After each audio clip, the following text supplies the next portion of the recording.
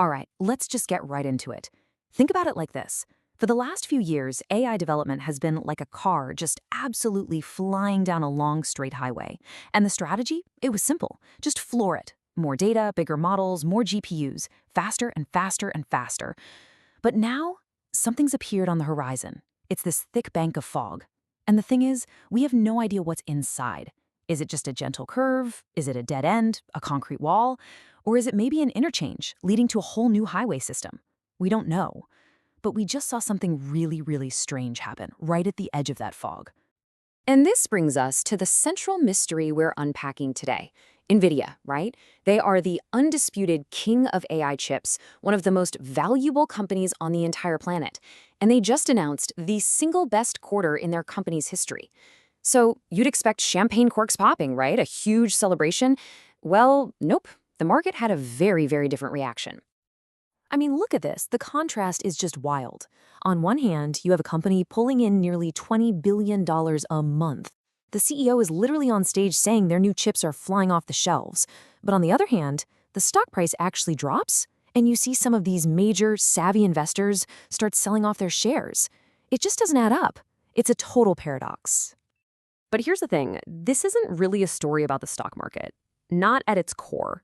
Because underneath all this financial weirdness is a much deeper, more fundamental question, a potential problem even. Are the large language models, the LLMs that have basically been the face of AI for years, are they finally hitting a wall? Okay, so to really get this, we need to talk about the one big idea that has totally dominated AI for the last 5 years. It's a principle that was so powerful, so reliable, that people started treating it almost like a law of physics. They call it the scaling laws. The whole idea was, beautifully simple.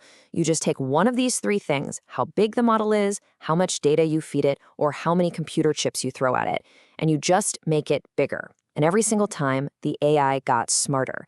It was a predictable, repeatable recipe for making progress. And man, for years, it worked like a charm. The jump from GPT-2 to GPT-3 was huge, and then from GPT-3 to GPT-4, it was staggering. Each time they scaled up, it unlocked these incredible new abilities. But now, for the first time, there's this giant question mark at the end of the road. It really feels like we might have pushed this law to its absolute limit.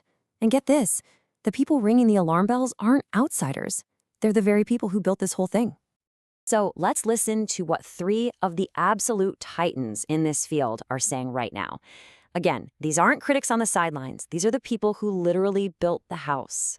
First up, you got Ilya Sutskever. He was the co-founder and chief scientist at OpenAI, one of the key brains behind GPT-3 and 4. He just came out and said it, flat out, the scaling era is over.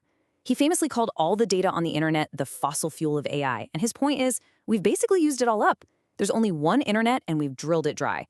So now, he says, we have to go back to the drawing board, back to real, fundamental research. Then you have Yann LeCun, Meta's top AI guy, and one of the godfathers of deep learning. And his take is, wow, even more pointed. He's basically calling LLMs a dead end, a detour on the road to real intelligence. Why? Because they can't actually understand the world. They're just incredibly good at spotting patterns in text. His argument, and it's a memorable one, is that a regular house cat has a better grasp on reality and physics than the most powerful LLM. He's pushing for something else entirely, called world models, AI that learns about the world by actually interacting with it, kind of like how a baby learns. And finally, there's the cognitive scientist Gary Marcus, who, to be fair, has been saying this for years. He says that when AIs hallucinate, when they just make stuff up, it's not a glitch that you can just patch with an update. It's a core feature of how they're built, because at the end of the day, they're just predicting the next word. They don't have a concept of truth. And his point is, you can make them 1,000,000,000,000 times bigger, but that fundamental flaw, it's always going to be there. Okay, so you have the architects and the top scientists in the field all saying, hey, wait a minute, there might be a problem with the path we're on. So how does that bring us back to NVIDIA's weird stock drop? Well, it all comes down to money. A lot of money. I mean, just wrap your head around this number for a second. Companies like Amazon, Microsoft, Google, and Meta, together, they are pouring over $400 billion a year into AI infrastructure. We're talking data centers, power, and of course, chips. This entire investment is one giant bet that the scaling era will just keep on rolling. Which leads us to the one question that's probably keeping a lot of investors up at night. What's the actual ROI on this colossal pile of cash? I mean, if the experts are right, if LLMs really are hitting a ceiling, what happens to all these hundreds of billions of dollars? Even OpenAI itself has said they don't really expect to be super profitable until maybe 2030. That's a long, long time to just be burning money. And there's this other nagging concern, this idea of circular financing. It works like this. You've got NVIDIA investing in startups like OpenAI. Those startups then take that money and use it to rent server time from cloud companies like Microsoft. And then what does Microsoft do? It turns right around and buys billions of dollars of chips from NVIDIA. See the loop? The money is just flowing between the same few giant companies.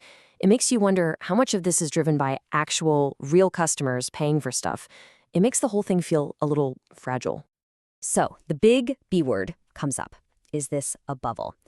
You know, to figure out what's going on now, sometimes it really helps to look back at history. And there's a moment in tech that feels eerily similar. Let's go back to the late 90s. The hype around the internet was just off the charts. Massive investments, crazy stock prices, then, boom, 2000 hits and the bubble bursts. A lot of companies went under. But here's the key question. Did the internet go away? Of course not even close. Once all the hype and froth blew over, the real revolutionary technology was still there. And it matured into the giants that pretty much run the world today. A bubble bursting isn't the end of a technology, it's often just the end of the hype. It's the beginning of the real thing. And you know what? That might be exactly what's happening with AI right now. This might not be the end of AI at all. It might just be the end of the first chapter. And we're about to start a brand new one. So what we're really seeing is this huge shift in thinking. The old playbook was simple. Bigger is better. That's it. Throw more at it. But that playbook might be outdated. The new era, the research era, is all about being smarter, more efficient, more creative. The new motto is smarter, not just bigger. It's a move from pure brute force to actual ingenuity. And this isn't just some pie-in-the-sky theory. Researchers are already out there exploring these new roads. They're working on those world models Yann LeCun is so excited about. They're building hybrid systems that mix and match different AI techniques. They're figuring out how to make high-quality fake data so we're not limited by the internet. They're trying to find more efficient ways to compute and even designing entirely new AI architectures. The end of one era is really just the beginning of a much more interesting one. So maybe that car we talked about has hit a wall. But here's the thing about walls. You can find ways around them, you can climb over them, or you can build something new to knock them down. That long, straight, easy highway of just scaling up, yeah, that's probably over. The next phase of this journey means we have to slow down, change gears, and actually navigate. And that leaves us with the most exciting question of all. What incredible new roads are they going to build next?